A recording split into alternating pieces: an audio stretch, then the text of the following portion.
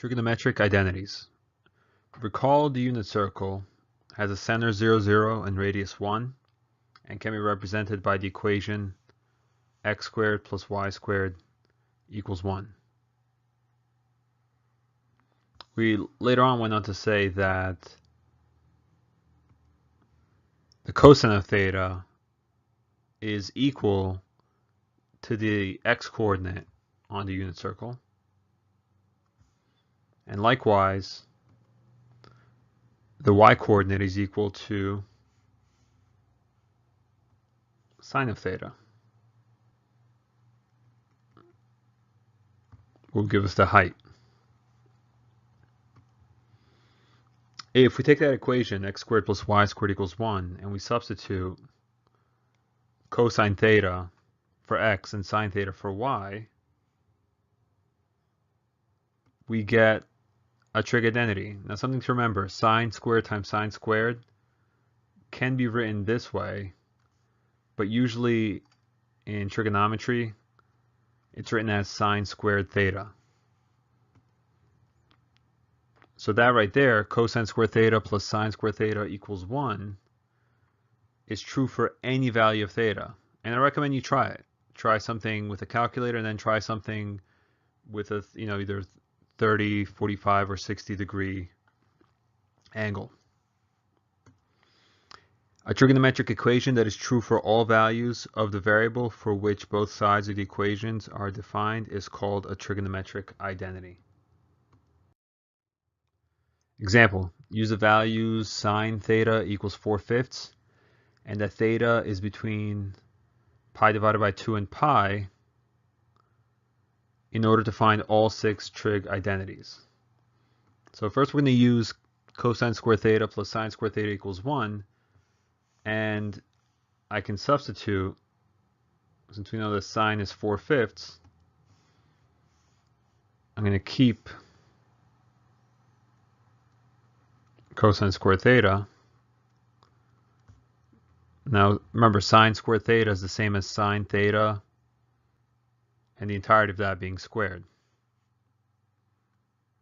So it's 4/5 is getting squared. Okay, we're going to subtract 4/5 squared. If you need the extra steps,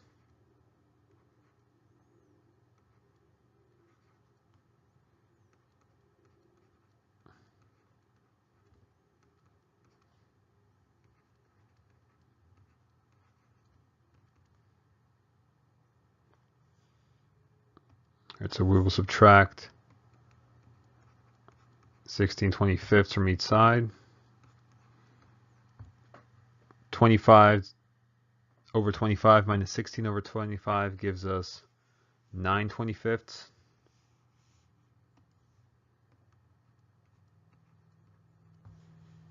And we take the square root to get cosine of theta by itself.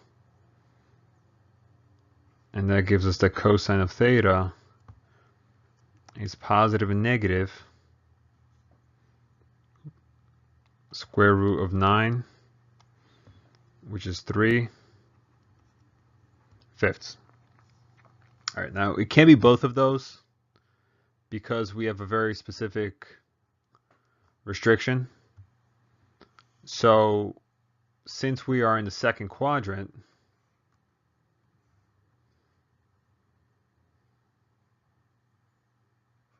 remember, all students take cookies. In the second quadrant where we are, because this would be pi halves and this would be pi, sine is positive, which means that in the second quadrant, cosine of theta is negative 3/5. And now we can just go ahead and find all 6 trig functions. So sine of theta was given to us. That's 4/5. Cosine is negative 3/5. Cosecant is the reciprocal of sine, so that's 5/4. Secant is negative 5/3. And then tangent, well, since we have sine is opposite over hypotenuse and cosine is also opposite over hypotenuse, we have a triangle that looks, well, I'll draw it in the second quadrant the way it would look. We would have 4, -3, and that would be 5. Here's our theta. So tangent is opposite divided by adjacent. And we could have also used that tangent is y divided by x. Would have still worked. Either way, it's -4/3, which makes cotangent of theta -3/4. And those are all our answers.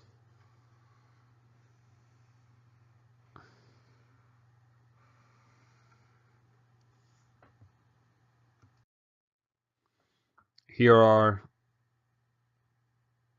the fundamental trigonometric identities. These are the most common ones. First, you have the reciprocal identities. So cosecant of theta is equal to 1 divided by sine of theta. And you also have vice versa. You could also say that, I'll write it out here on the side, that sine of theta would be equal to 1 divided by cosecant of theta. So you have that. Tangent identity. So we know that tangent is sine divided by cosine, also known as y divided by x. So we know that from before. This one will be used a lot, the Pythagorean identity. If you know this one, you could work with sine squared theta plus cosine squared theta equals 1, and you could get the other two. I'll show you one in the video. You have the cofunction identities. So recall that sine and cosine are the same curve, separated by 90 degrees or pi over 2. Just make sure you know the correct subtraction. And last, tangent and cotangent, also their asymptotes are separated by 90 degrees. The last ones you have are the negative angle identities, and those can be proven as well. Right, so the first example, let's convert the Pythagorean identity on the top to the one on the bottom. So I have to somehow get this cosine square theta that I underlined to equal 1. Well, I can do that if I divide by cosine square theta. And I'm going to do that to every piece.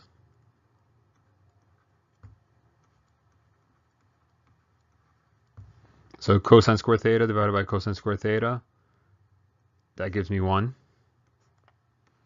And then I have sine square theta divided by cosine square theta. You could think of that also as sine theta divided by cosine theta, and all of that being squared. And last we have 1 divided by cosine of theta, and that's being squared. Well, we know that sine of theta divided by cosine of theta is tangent of theta, so that's tangent of theta squared, which can be written this way. The 1 gets brought down. That's taken care of. And cosine is the reciprocal of secant of theta. Secant of theta, quantity squared, is the same as secant squared theta. And there it is. That's how you can get the other identity. I'd recommend you also do the same with the third one.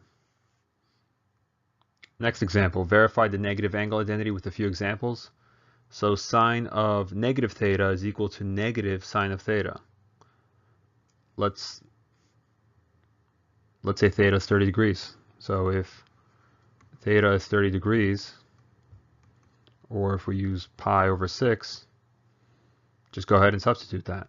So would it be true that, let me erase that for the room.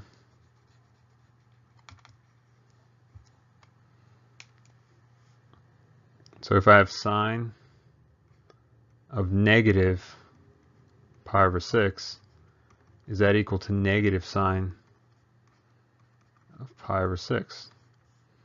Well,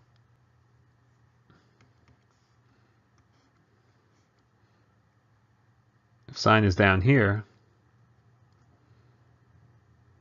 the y value would be negative 1/2. So sine of negative 30 degrees, or negative pi over 6, is negative 1/2. And does that equal, well, sine of pi over 6, this part here, we know this point's 1/2, and then just bring down the negative. So that's one way to verify it.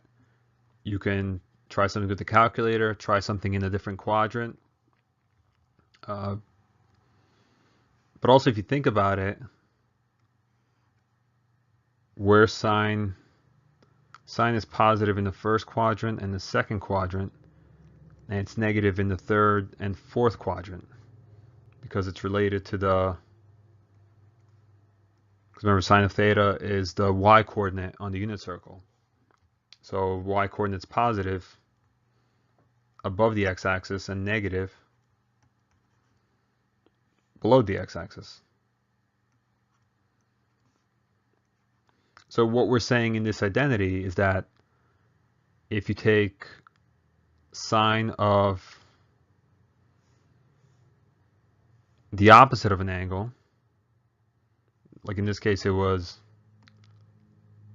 negative 30 degrees,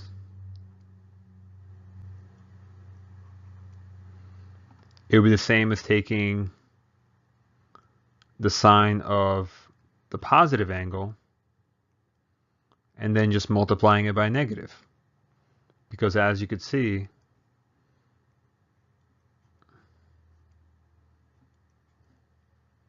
the absolute values of, any reference angle is the same, and for sine, anything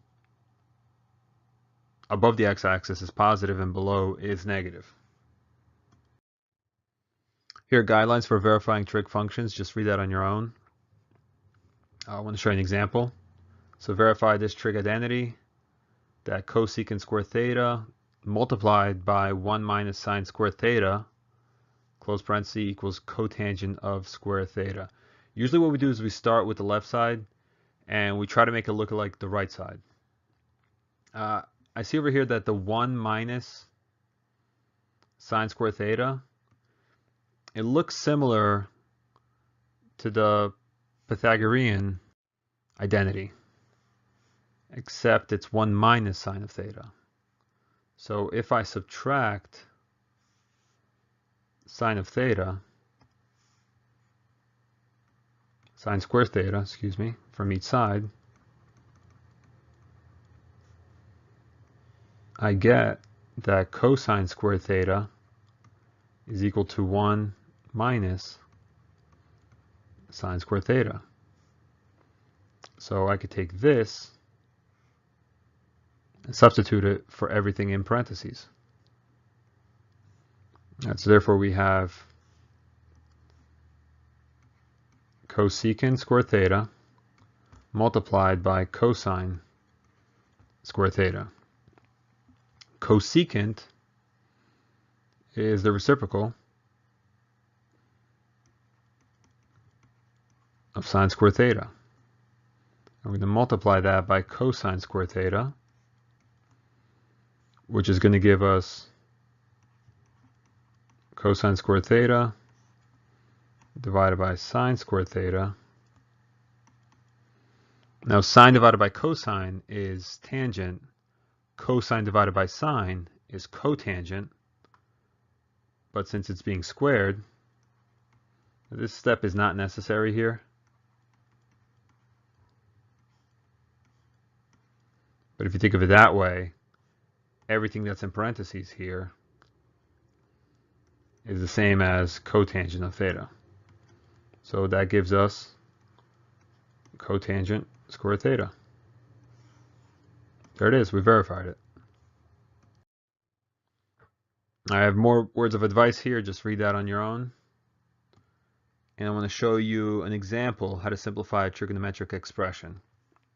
So first recognize that it's sine of x multiplied by cotangent of x multiplied by secant of x.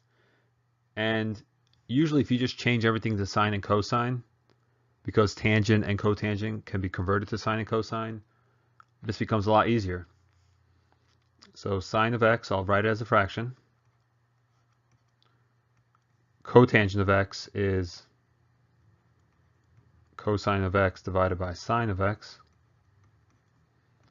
And secant is 1 divided by cosine of x. And this is just like any fractions that you would simplify. So sine of x divided by sine of x is 1. Cosine x divided by cosine of x cancels out. That divides to 1. And we're left with 1. So all this simplifies to 1. And I recommend verify it. Pick an exact value that you know from the unit circle, substitute it, and just make sure you still have those skills to work out the problem, and that you don't forget what the values on the unit circle are. Do that somewhere down here. Here are examples I recommend you work on. Make sure you use the correct terminology, vocabulary, work with somebody else. Take all the room that you need to solve the problem. And for a couple of the problems, also write the property next to each expression as you're going through the process, almost like a 2-column proof. Good luck.